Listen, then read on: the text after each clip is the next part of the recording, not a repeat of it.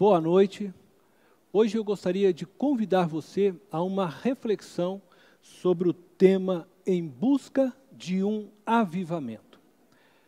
Mas eu gostaria neste instante que você pudesse fechar os teus olhos e eu quero junto com você fazer uma oração. Deus eterno e poderoso, eu quero te dar graças mais uma vez por podermos nos reunir através, Senhor, destas redes sociais e buscar a Tua presença, ouvir a Tua voz. Esse é o desejo do meu coração e de todos aqueles que estão agora conectados conosco, Senhor.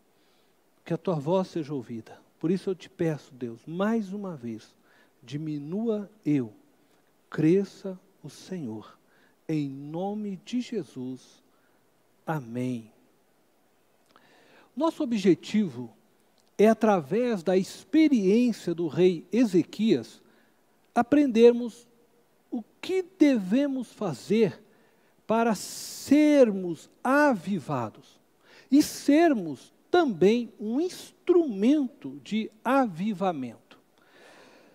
Primeiro precisamos definir o que entendemos por avivamento. Avivamento é a ação de trazer vida onde a morte domina.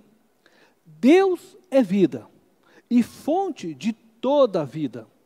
Portanto, avivamento é encontrar Deus e ser encontrado nele, pois fora de Deus não existe vida. A única forma de você encontrar Deus e ser encontrado nele é se rendendo ao senhorio de Jesus Cristo. Acás, pai do rei Ezequias, levou Israel à idolatria e ao rompimento da aliança de Israel com Deus, o Deus de Abraão, de Isaac e Jacó. Acás sacrificou seus próprios filhos, fazendo o que Deus abomina, e fechou o templo construído por Salomão, conforme nós podemos ler em 2 Crônicas, no capítulo 28, nos versos 24 e 25. Acás juntou os utensílios do templo de Deus e os retirou de lá. Trancou as portas do templo do Senhor e ergueu altares em todas as esquinas de Jerusalém, em todas as cidades de Judá. Construiu altares idólatras para queimar sacrifícios a outros deuses e provocou a ira do Senhor, o Deus dos seus antepassados. Seu filho Ezequias promoveu um avivamento em sua vida pessoal e também em todo o reino de Judá. Ele trouxe a vida de Deus de volta ao centro de sua existência e de seu reino, conforme nós podemos ver agora em 2 Crônicas, capítulo 29, do verso 1 ao verso 11.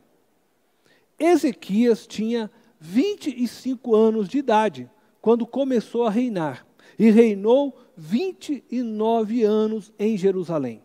O nome de sua mãe era Abia, filha de Zacarias. Ele fez o que o Senhor aprova, tal como tinha feito Davi, seu predecessor.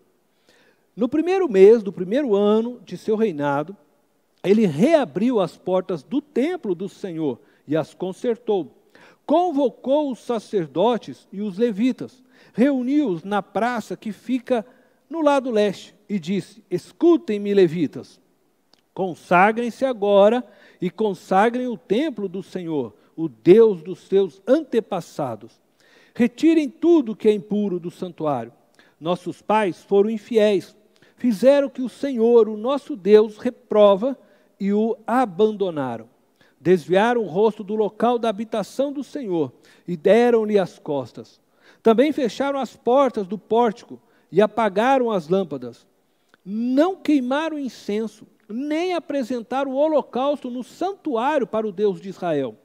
Por isso, A ira do Senhor caiu sobre Judá e sobre Jerusalém, e ele fez deles objeto de espanto, horror e zombaria, conforme vocês podem ver com seus próprios olhos. Por isso, os nossos pais caíram à espada, e os nossos filhos, as nossas filhas e as nossas mulheres foram levadas como prisioneiras. Pretendo, pois, agora fazer uma aliança com o Senhor, o Deus de Israel, para que o fogo da sua ira se afaste de nós. Meus filhos, não sejam negligentes agora, pois o Senhor os escolheu para estarem diante dele e o servirem, para ministrarem perante ele e queimarem incenso. Deus é vida, e toda a existência sem Deus é caminho de morte. Avivar é trazer Deus e seu governo para a nossa existência. Avivar é reconhecer o Deus de Israel como o único Deus e o único digno de nossa adoração. Se você deseja um avivamento na sua vida, na vida de sua igreja, de sua comunidade, de sua família, tudo começa pela sua disposição. O quanto você deseja um avivamento? O quanto você está disposto a buscar o avivamento em sua vida e se tornar um instrumento de avivamento nas mãos de Deus? Não importa o que os seus pais fizeram no passado, como nós vimos na vida do rei Ezequias. Não importa quais foram as religiões que no passado seus pais serviram. O que importa é o quanto você está disposto a fazer uma aliança com Deus. O avivamento começa do quanto você está disposto a trabalhar, a realizar, para que ele se torne uma verdade. Em 2 Crônicas, no capítulo 29, versículo 10, diz assim: pretendo, veja, o rei Ezequias está dizendo isso a partir do momento que ele assume o reinado com a morte de seu pai. Pretendo, pois, agora fazer uma aliança com o Senhor, o Deus de Israel, para que o fogo da sua ira se afaste de nós. Pretender significa ter um objetivo. Pretender significa estar disposto a realizar algo, a fazer algo. Ezequias estava disposto, tinha como objetivo fazer uma aliança com Deus. Eu gosto muito da tradução da Almeida, Revista e Atualizada deste verso. Ela diz assim: agora estou resolvido a fazer aliança com Deus. Essa é uma decisão de fórum íntimo. O avivamento em sua vida depende de quanto você está disposto a buscar a Deus.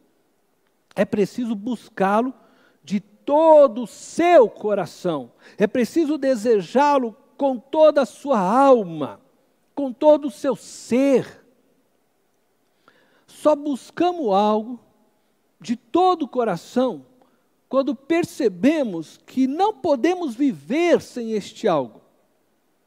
Então, este algo que nós buscamos se torna o desejo maior, prioritário em nossas vidas. Não é assim que nos sentimos quando iniciamos um namoro?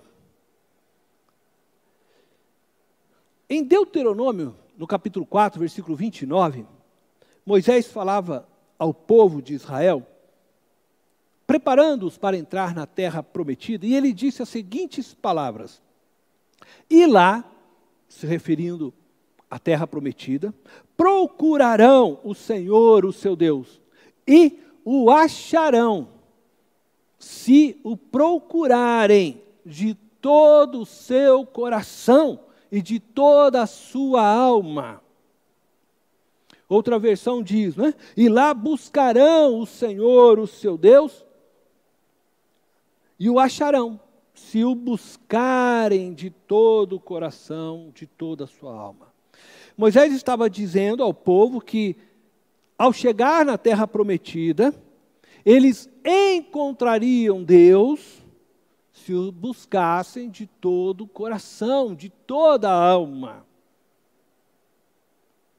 E o achariam. Jeremias também fala palavra semelhante. Nós podemos ver no capítulo 29 de Jeremias, no verso 13. Vocês me procurarão, ou como diz outra versão, me buscarão e me acharão, quando me procurarem, né, ou me buscarem de todo o coração.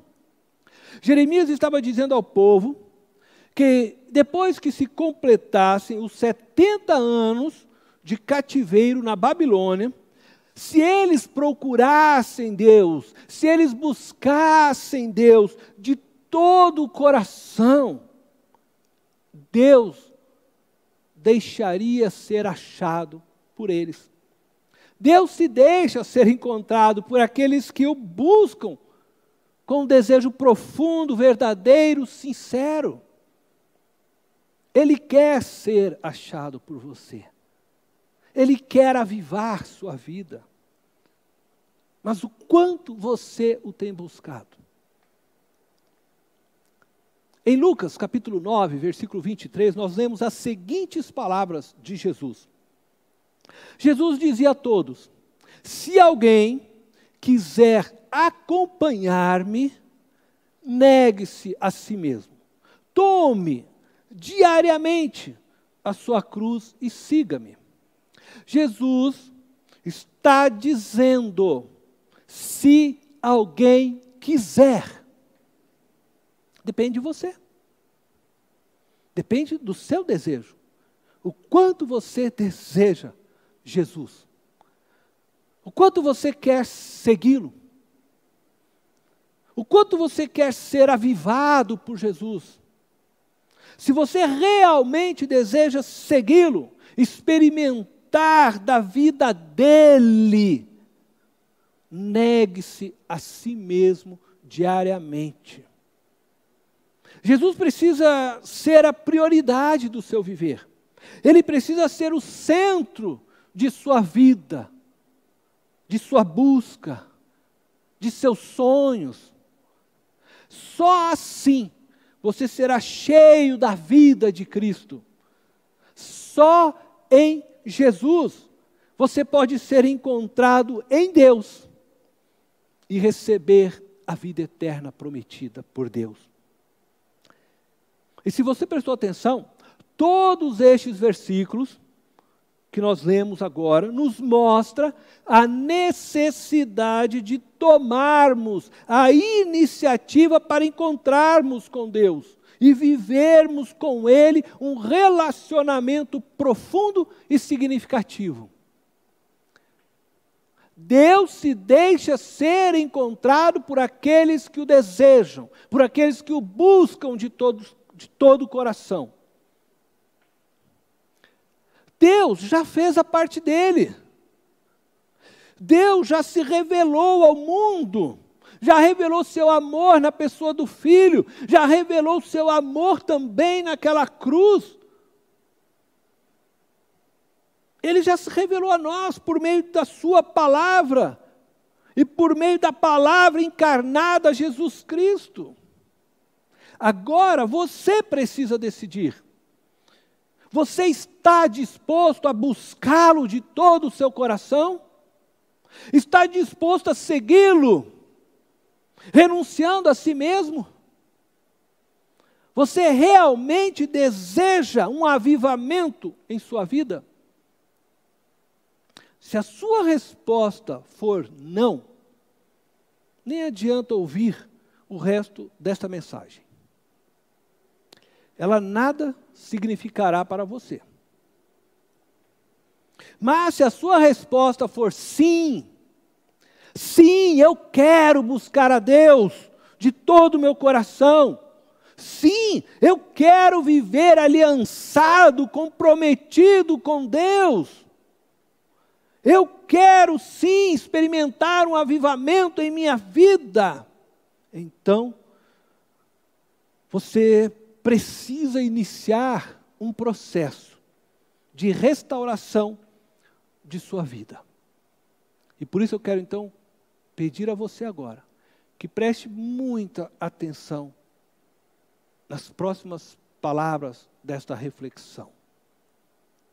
Em 2 Crônicas, no capítulo 29, versículo 3, diz assim: no primeiro mês do primeiro ano de seu reinado, Ezequias, ele reabriu as portas do templo do Senhor e as consertou.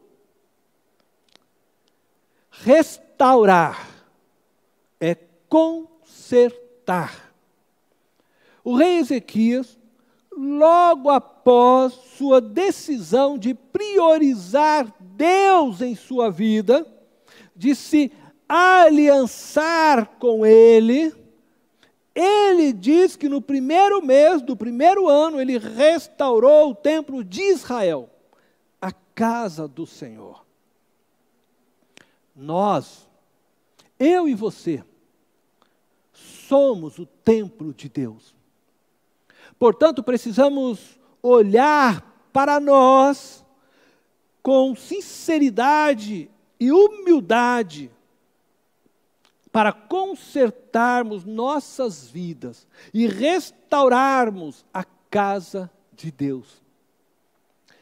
Paulo, ao nos descrever como a casa, a morada, a habitação, o templo de Deus, ele apresenta duas formas de pecado que cometemos contra o corpo de Cristo, contra a sua igreja, contra a sua casa, a sua habitação.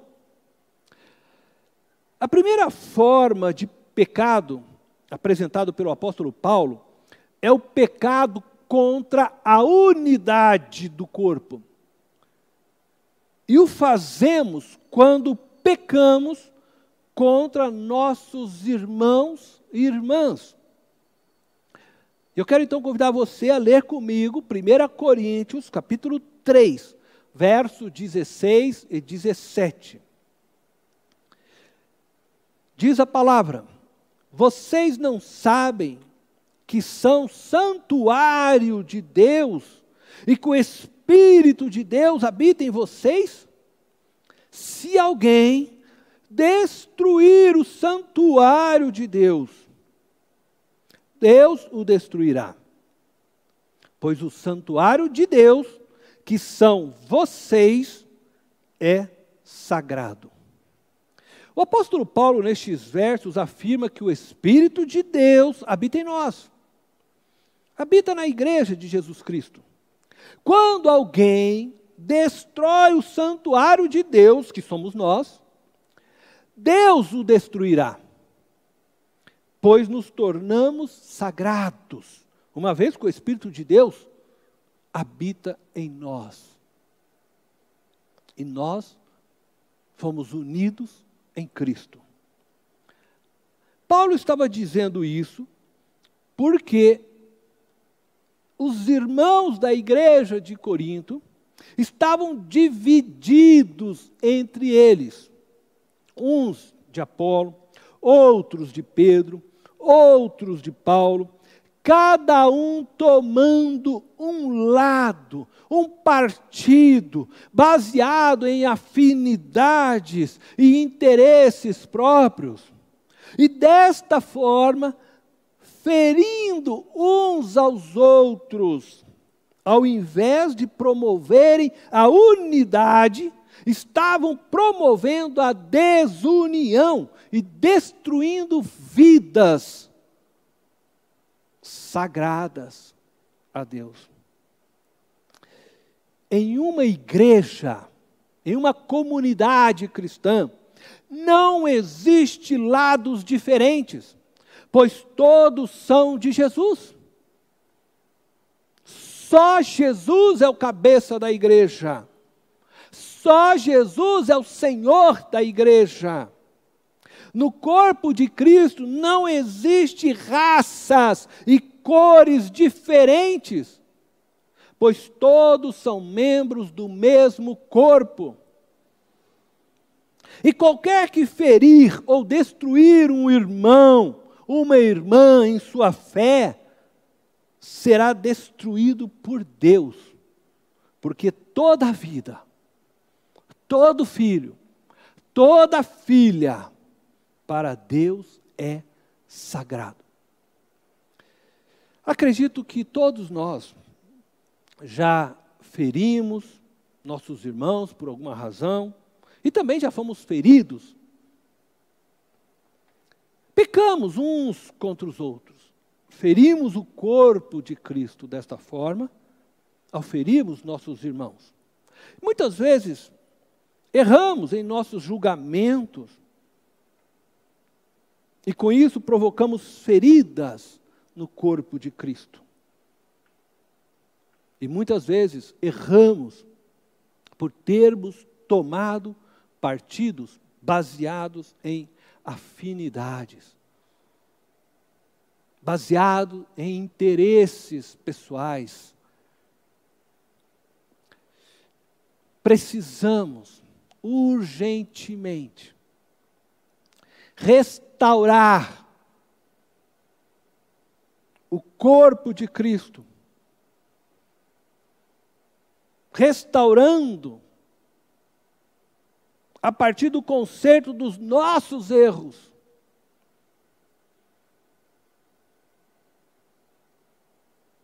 Não podemos permanecer divididos. Isto é pecar contra o corpo de Cristo. A segunda forma de pecado contra o corpo de Cristo, contra a sua igreja, segundo o apóstolo Paulo, é o pecado que fere nossa união pessoal com Cristo, a nossa relação pessoal com Cristo. Cometemos este pecado quando pecamos contra nosso próprio corpo. Veja o que diz o apóstolo em 1 Coríntios, no capítulo 6, verso 17 ao verso 20. Mas aquele que se une ao Senhor é um espírito com Ele. Fujam da imoralidade sexual. Todos os outros pecados que alguém comete, fora do corpo, os comete. Mas quem peca sexualmente, peca contra o seu próprio corpo. Acaso não sabem que o corpo de vocês é santuário do Espírito Santo que habita em vocês, que lhes foi dado por Deus, e que vocês não são de si mesmos? Vocês foram comprados por alto preço. Portanto, glorifiquem a Deus com o corpo de vocês. Paulo usa nestes versos o pecado da imoralidade sexual para nos ensinar algo que considero mais profundo do que simplesmente o pecado sexual. Às vezes nos prendemos tanto ao pecado sexual que não enxergamos o ensino que está por trás deste pecado, o princípio que o apóstolo quer nos mostrar. De fato, quando praticamos a imoralidade sexual, pecamos contra o nosso próprio corpo. Mas ao pecar contra o meu corpo, peco contra o corpo de Cristo e firo a Cristo diretamente, uma vez que estou unido a Ele, dando início então a um processo de destruição da minha relação pessoal com Jesus. O princípio ensinado por Paulo nestes versos não diz respeito somente ao pecado sexual, mas a todo pecado que cometo em meu corpo. Todo pecado que cometo no meu corpo fere a glória de Deus, pois Ele habita em mim. Por isso o apóstolo começa afirmando que o Espírito do Senhor habita em mim e que estou agora unido ao Senhor. E que meu corpo já não me pertence mais, foi comprado pelo sangue de Cristo na cruz, pertence agora ao Senhor que fez nele a habitação. Portanto, quando peco em meu corpo, eu firo a Cristo que em mim habita, ao Santo Deus que fez morada em mim. E com isso, eu vou destruindo a minha relação pessoal com Deus. E isto vale, como eu disse, para todo pecado que eu cometo em meu corpo. Porque o meu corpo, segundo o apóstolo Paulo, deve agora prestar glórias a Jesus, a Deus, que o comprou e que fez dele a sua habitação. Por exemplo, uma tatuagem não é pecado em si mesmo, mas uma tatuagem que transmite uma mensagem de rebeldia, de incitação ao ódio, ou qualquer outro valor contrário aos valores do reino de Deus, fere o corpo de Cristo. Pois seu corpo, o corpo daquele que fez a tatuagem, está anunciando algo que é contra os valores do reino de Deus, quando deveria glorificar a Deus. Portanto, posso ferir o corpo de Cristo de duas formas, segundo o apóstolo Paulo. Primeiro, ferindo a unidade produzida por Cristo na cruz, pecando contra meus irmãos. Segundo, ferindo minha união pessoal com Cristo, pecando contra meu próprio corpo, que foi comprado na cruz por Cristo com seu sangue. Cientes agora dessa realidade, nós podemos perceber que precisamos, então, realizar dois atos de restauração. O primeiro ato de restauração se refere ao pecado que cometo contra meu próprio corpo. E visa, então, restaurar minha união com Cristo. Esse é o ato da confissão de pecados.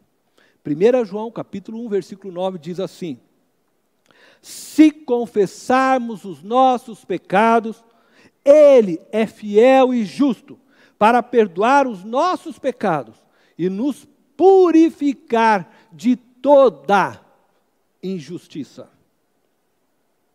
Bom, então, a minha restauração com Cristo se faz através da minha confissão diante dele. Eu declaro a Ele os meus pecados. E pecados têm nome. Eu falo claramente o que fiz, o que errei, e peço a Ele o seu perdão. E a promessa dele é que Ele é justo e fiel para perdoar os meus pecados e nos purificar de toda injustiça. Alguns de nós, muitas vezes, chega até Jesus, confessa o pecado, mas não consegue lidar ainda com o sentimento de culpa. E quando isso acontece, a Bíblia nos ensina que a gente deve buscar aquele irmão, aquela irmã que você tem uma aliança, que você confia plenamente, que não vai sair por aí falando da sua fraqueza, e confessar a esta pessoa o seu pecado. Tiago nos ensina isso. No capítulo 5, verso 16, diz assim: portanto, confessem os seus pecados uns aos outros, e orem uns pelos outros, para serem curados. A oração de um justo é poderosa e eficaz. Então, quando você abre o seu coração a um irmão, a uma irmã que você confia, essa pessoa ora com você, e você pode dessa forma se sentir aliviada, como quem não carrega mais agora a culpa. Você compartilhou sua dor, seu sofrimento, a sua fraqueza. Este irmão, esta irmã vai estar orando por você também, vai andar com você também agora. E assim você vai sendo curado. Então você confessa Jesus, e se for necessário, você também busca alguém e confessa esta pessoa. Declara esta pessoa a sua falha, para que ela possa orar com você. O segundo ato de restauração se refere ao pecado que cometo contra meus irmãos, ou que os meus irmãos, né, cometem contra mim. O ato de perdoar. E neste segundo ato, eu tanto perdoo, como também sou perdoado. Jesus diz o seguinte a respeito disto, em Lucas capítulo 17, verso 3 e 4. Tomem cuidado, se o seu irmão pecar, repreenda-o, e se ele se arrepender, perdoe-lhe. Se pecar contra você 7 vezes no dia, e 7 vezes voltar a você e disser, estou arrependido, perdoe-lhe. Este texto de Lucas, ele é interessante. No verso 3, ele nos ensina que nós devemos buscar a reconciliação quando alguém nos ferir. Veja, se o seu irmão pecar, então se o irmão vier e pecar contra mim, me ferir, diz o texto, repreenda-o, é uma ação minha, repreenda-o. E se ele se arrepender, perdoe-lhe, repreenda-o. Não é brigar com ele. É mostrar para ele que o que ele está fazendo não está correto, que aquilo feriu a você. E se ele se arrepender, perdoa-lhe. Então você toma a atitude. No verso 4, aprendemos que devemos perdoar quando o irmão vier a nós, em busca de reconciliação.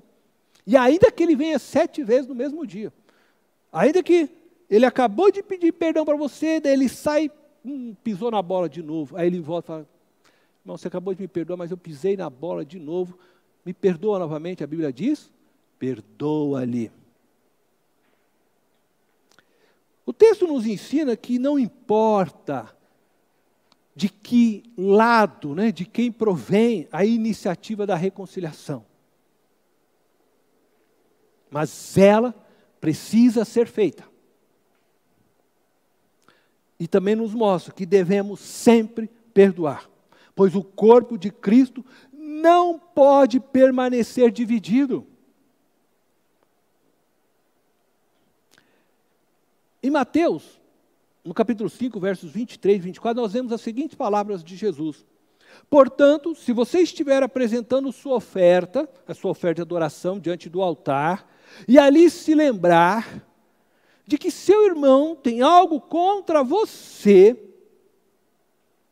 deixe sua oferta ali, diante do altar, e vá primeiro reconciliar-se com seu irmão. Depois, volte e apresente sua oferta. Isso nos ensina o quanto a reconciliação entre nós é importante.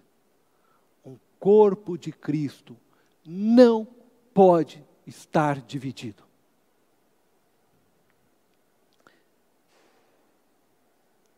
Confessando os nossos pecados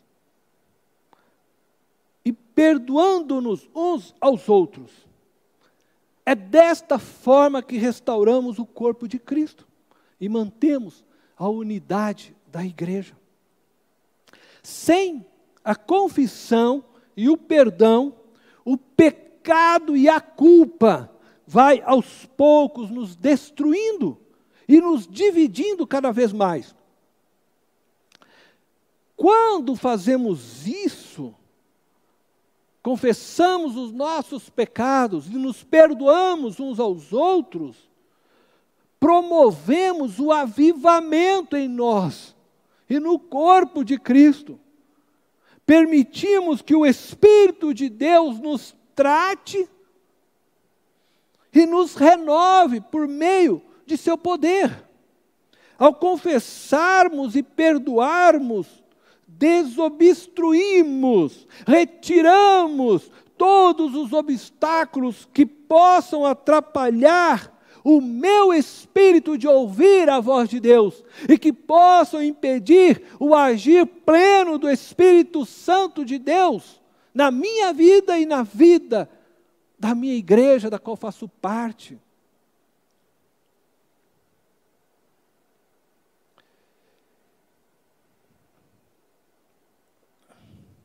Se eu desejo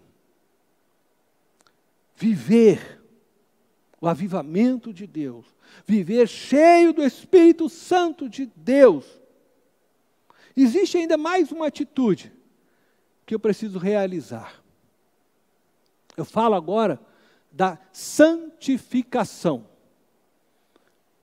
Aí eu quero convidar você a me acompanhar na leitura de 2 Crônicas, capítulo 29, verso 5. Palavras do rei Ezequias aos levitas. E disse: escutem-me, levitas, consagrem-se agora e consagrem o templo do Senhor, o Deus dos seus antepassados. Retirem tudo o que é impuro do santuário. Quando o texto diz consagrem-se agora, ele está dizendo santifiquem-se agora. O rei estava ordenando que os levitas retirassem de suas vidas e do templo tudo que era impuro. Era preciso servir novamente e exclusivamente ao Deus de Israel, o Pai de nosso Senhor Jesus Cristo. A Bíblia nos ensina que Jesus, na cruz, nos justificou de todo pecado. Jesus nos tornou justo. E por isso Paulo chama os crentes de santos. Não porque estes possuíssem uma conduta moral perfeita, mas porque a justiça de Jesus foi imputada sobre os cristãos. Em Cristo, fomos santificados. Contudo, cabe a nós, a mim e a você, mantermos santos neste mundo dominado pelo maligno. Para que a nação de Israel pudesse se manter santa, diante do pecado e da idolatria, Ezequias mandou que fosse quebrado e retirado todas as estátuas e postes ídolos que haviam sido construídos por seu pai Acaz, e que era abominação a Deus, conforme nós podemos ver em 2 Crônicas, no capítulo 31, versículo 1. Da mesma forma, nós também precisamos retirar de nossas vidas todas as atitudes pecaminosas e também aquelas que não são pecaminosas, mas que nos enfraquecem espiritualmente. Precisamos, agora que fomos feitos filhos de Deus, vivermos como filhos de Deus, filhos da obediência, filhos da luz. Portanto, você que vive no adultério, conserte sua vida, abandone o adultério. Você que rouba, não roube mais. Você que mente, não minta mais. Você que trata as pessoas com partidarismo, que toma decisões baseadas nas afinidades, não faça mais isso. Pois todas as pessoas, todos são filhos de Deus em Cristo. Você que namora uma pessoa do mesmo sexo, deixa essa relação e se conserte com Deus. Você que é racista, se converta, pois a promessa da salvação em Cristo Jesus abraça todas as raças, todas as etnias, todas as famílias da terra. Você que bate em outro ser humano, seja em uma mulher, ou uma criança, um homossexual, transexual, não se engane, você não entrará no reino de Deus violentando pessoas. Você que é corrupto, que gosta de ganhar dinheiro na malandragem, Deus vai te pegar na curva do rio, como dizia um pastor amigo. Deus vai te punir. Você que gosta de ficar falando da vida alheia, fofoqueira, guarda a tua língua. Arrependam-se, porque o reino de Deus já se mostrou. Abandone o pecado, abandone o mal, abandone as atitudes malignas e perversas. Ninguém vai entrar no reino de Deus sem arrependimento, sem abandono do pecado, sem se prostrar diante de Jesus Cristo.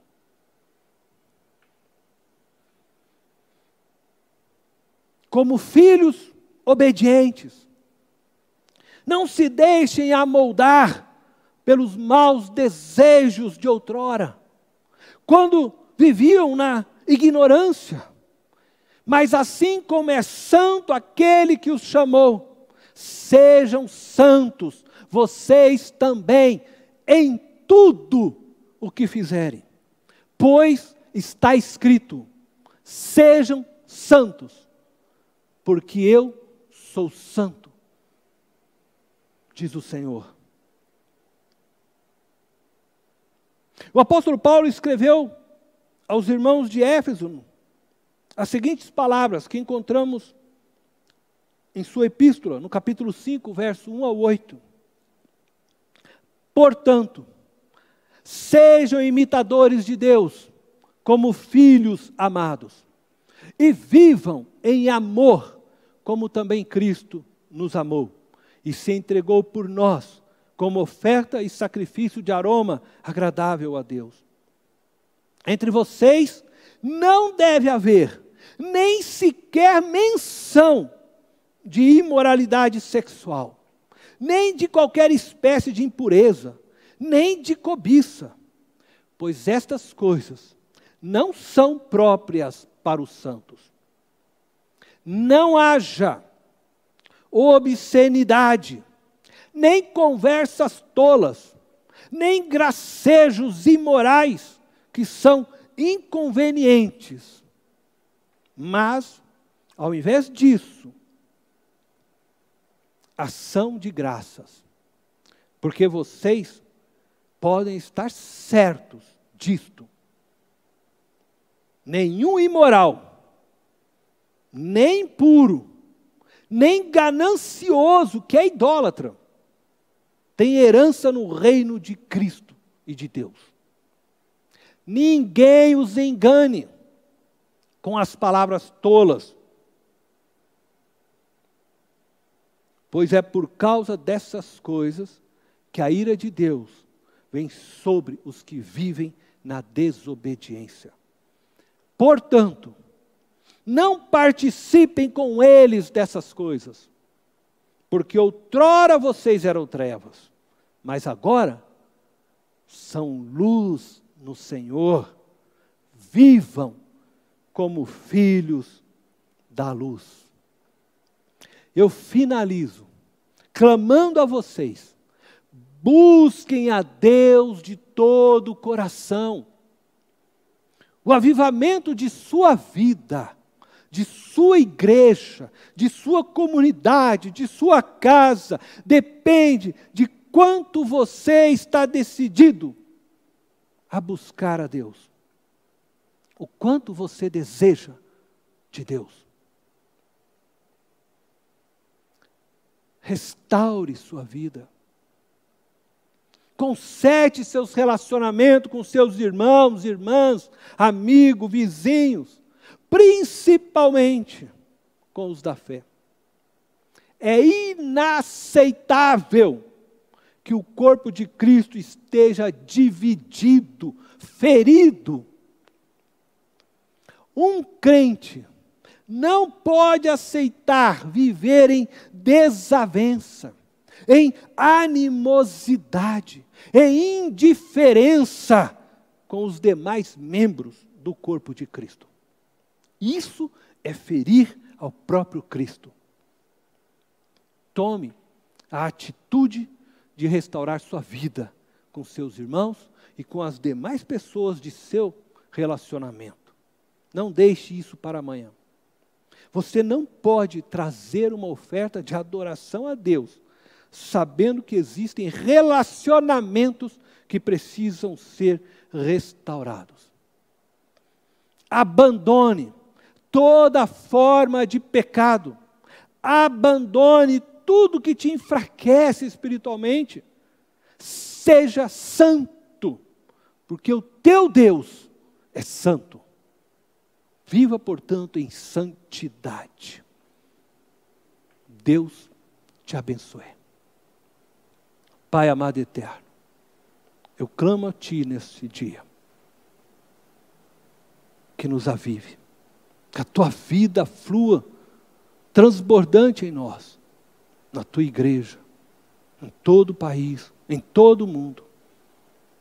Desperta-nos, Senhor. Desperta-nos para o grande avivamento que o Senhor quer realizar. Move nossos corações, nossas mentes, alinha nossos pensamentos.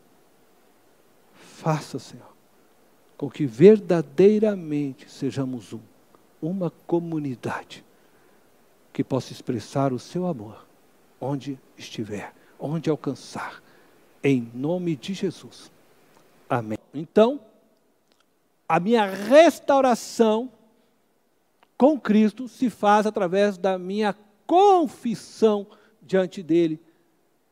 Eu declaro a Ele os meus pecados. E pecados têm nome.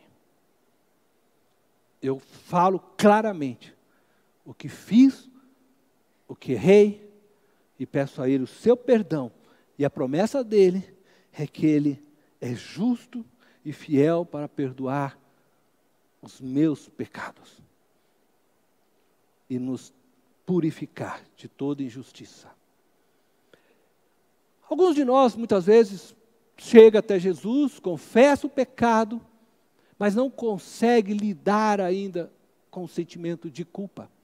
E quando isso acontece, a Bíblia nos ensina que a gente deve buscar aquele irmão, aquela irmã que você tem uma aliança, que você confia plenamente, que não vai sair por aí falando da sua fraqueza, e confessar a esta pessoa o seu pecado. Tiago nos ensina isso. No capítulo 5, verso 16, diz assim: portanto, confessem os seus pecados uns aos outros, e orem uns pelos outros, para serem curados. A oração de um justo é poderosa e eficaz. Então, quando você abre o seu coração a um irmão, a uma irmã que você confia, esta pessoa ora com você, e você pode dessa forma se sentir aliviada, como quem não carrega mais agora a culpa. Você compartilhou sua dor, seu sofrimento, a sua fraqueza. Este irmão, esta irmã vai estar orando por você também, vai andar com você também agora. E assim você vai sendo curado. Então você confessa Jesus, e se for necessário, você também busca alguém e confessa esta pessoa. Declara esta pessoa a sua falha, para que ela possa orar com você. O segundo ato de restauração se refere ao pecado que cometo contra meus irmãos, ou que os meus irmãos, né, cometem contra mim? O ato de perdoar. E neste segundo ato, eu tanto perdoo, como também sou perdoado. Jesus diz o seguinte a respeito disto, em Lucas capítulo 17, verso 3 e 4. Tomem cuidado, se o seu irmão pecar, repreenda-o, e se ele se arrepender, perdoe-lhe. Se pecar contra você 7 vezes no dia, e 7 vezes voltar a você e disser, estou arrependido, perdoe-lhe. Este texto de Lucas, ele é interessante. No verso 3, ele nos ensina que nós devemos buscar a reconciliação quando alguém nos ferir. Veja, se o seu irmão pecar, então se o irmão vier e pecar contra mim, me ferir, diz o texto, repreenda-o, é uma ação minha, repreenda-o. E se ele se arrepender, perdoe-lhe, repreenda-o. Não é brigar com ele. É mostrar para ele que o que ele está fazendo não está correto, que aquilo feriu a você. E se ele se arrepender, perdoa-lhe. Então você toma a atitude. No verso 4, aprendemos que devemos perdoar quando o irmão vier a nós, em busca de reconciliação. E ainda que ele venha 7 vezes no mesmo dia, ainda que ele acabou de pedir perdão para você, daí ele sai, pisou na bola de novo, aí ele volta e fala, irmão, você acabou de me perdoar, mas eu pisei na bola de novo, me perdoa novamente, a Bíblia diz, perdoa-lhe. O texto nos ensina que não importa de que lado, né, de quem provém a iniciativa da reconciliação, mas ela precisa ser feita. E também nos mostra que devemos sempre perdoar, pois o corpo de Cristo não pode permanecer dividido. Em Mateus, no capítulo 5, versos 23 e 24, nós vemos as seguintes palavras de Jesus.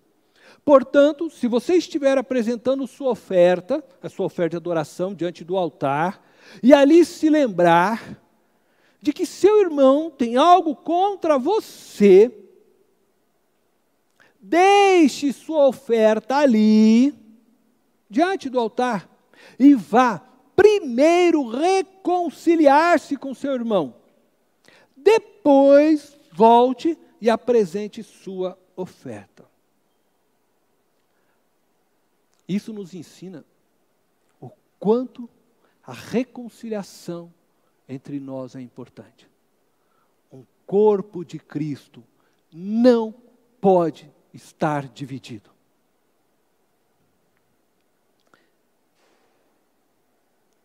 Confessando os nossos pecados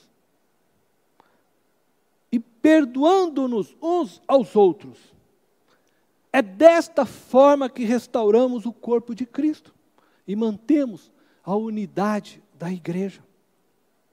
Sem a confissão e o perdão, o pecado e a culpa vai aos poucos nos destruindo e nos dividindo cada vez mais. Quando fazemos isso, confessamos os nossos pecados e nos perdoamos uns aos outros, promovemos o avivamento em nós e no corpo de Cristo. Permitimos que o Espírito de Deus nos trate e nos renove por meio de seu poder. Ao confessarmos e perdoarmos, desobstruímos, retiramos todos os obstáculos que possam atrapalhar o meu espírito de ouvir a voz de Deus e que possam impedir o agir pleno do Espírito Santo de Deus na minha vida e na vida da minha igreja, da qual faço parte.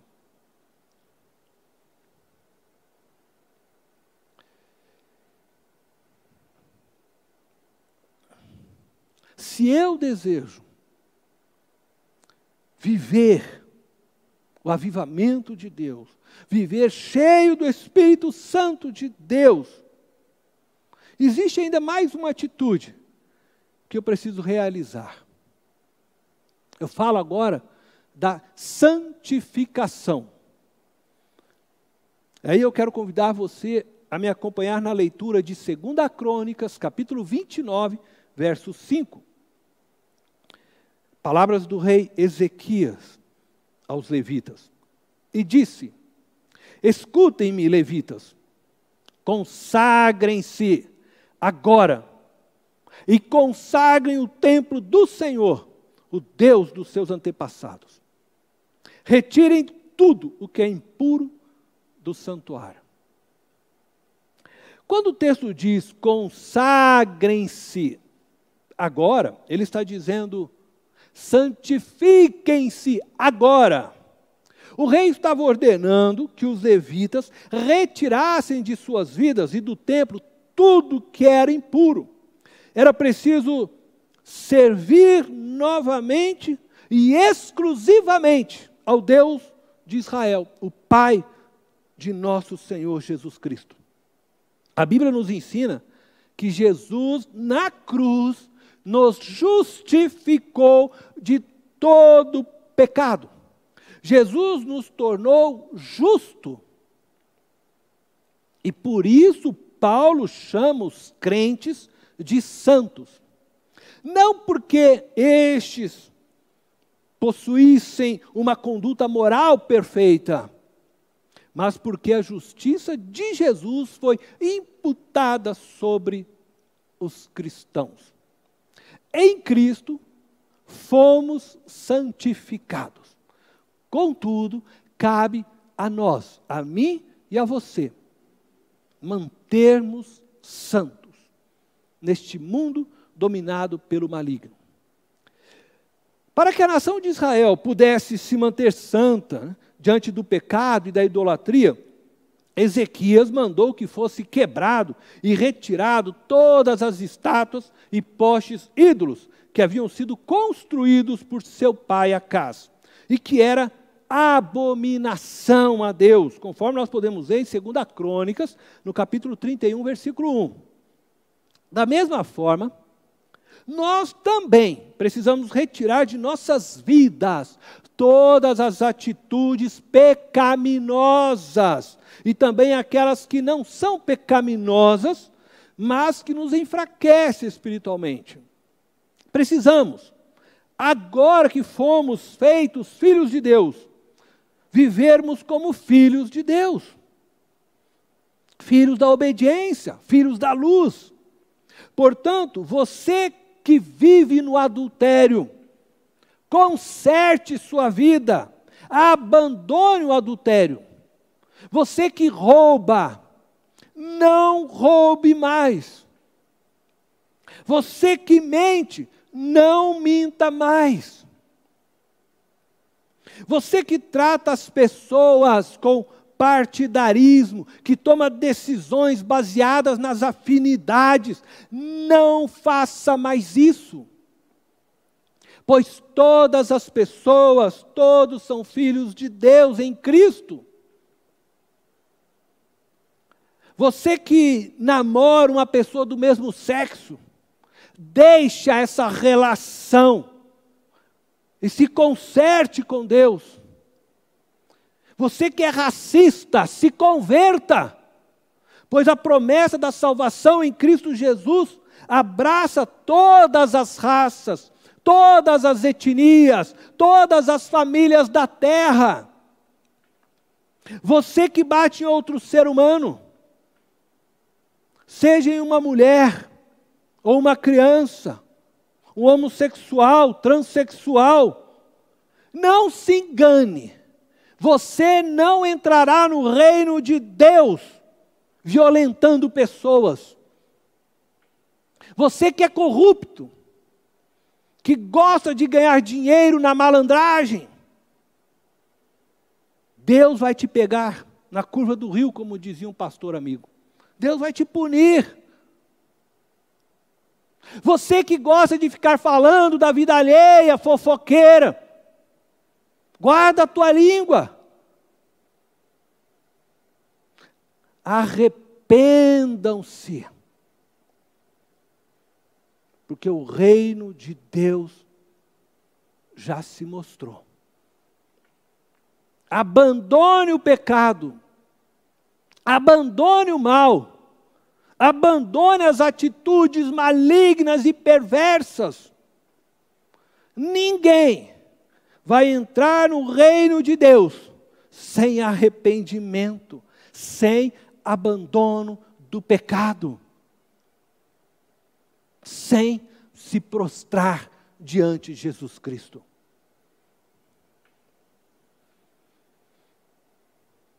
Como filhos obedientes, não se deixem amoldar pelos maus desejos de outrora, quando viviam na ignorância.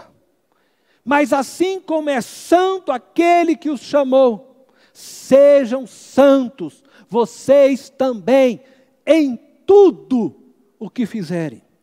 Pois está escrito: sejam santos, porque eu sou santo, diz o Senhor. O apóstolo Paulo escreveu aos irmãos de Éfeso as seguintes palavras que encontramos em sua epístola, no capítulo 5, verso 1 ao 8. Portanto, sejam imitadores de Deus, como filhos amados, e vivam em amor, como também Cristo nos amou, e se entregou por nós, como oferta e sacrifício de aroma agradável a Deus. Entre vocês não deve haver nem sequer menção de imoralidade sexual, nem de qualquer espécie de impureza, nem de cobiça, pois estas coisas não são próprias para os santos. Não haja obscenidade, nem conversas tolas, nem gracejos imorais, que são inconvenientes. Mas, ao invés disso, ação de graças, porque vocês podem estar certos disto: nenhum imoral, nem impuro, nem ganancioso, que é idólatra, tem herança no reino de Cristo e de Deus. Ninguém os engane com as palavras tolas, pois é por causa dessas coisas que a ira de Deus vem sobre os que vivem na desobediência. Portanto, não participem com eles dessas coisas, porque outrora vocês eram trevas, mas agora são luz no Senhor. Vivam como filhos da luz. Eu finalizo clamando a vocês: busquem a Deus de todo o coração. O avivamento de sua vida, de sua igreja, de sua comunidade, de sua casa, depende de quanto você está decidido a buscar a Deus. O quanto você deseja de Deus. Restaure sua vida. Conserte seus relacionamentos com seus irmãos, irmãs, amigos, vizinhos, principalmente com os da fé. É inaceitável que o corpo de Cristo esteja dividido, ferido. Um crente não pode aceitar viver em desavença, em animosidade, em indiferença com os demais membros do corpo de Cristo. Isso é ferir ao próprio Cristo. Tome a atitude de restaurar sua vida com seus irmãos e com as demais pessoas de seu relacionamento. Não deixe isso para amanhã. Você não pode trazer uma oferta de adoração a Deus, sabendo que existem relacionamentos que precisam ser restaurados. Abandone toda forma de pecado. Abandone tudo que te enfraquece espiritualmente. Seja santo, porque o teu Deus é santo. Viva, portanto, em santidade. Deus te abençoe. Pai amado e eterno, eu clamo a Ti nesse dia, que nos avive, que a Tua vida flua transbordante em nós, na Tua igreja, em todo o país, em todo o mundo. Desperta-nos, Senhor. Desperta-nos para o grande avivamento que o Senhor quer realizar. Move nossos corações, nossas mentes, alinha nossos pensamentos.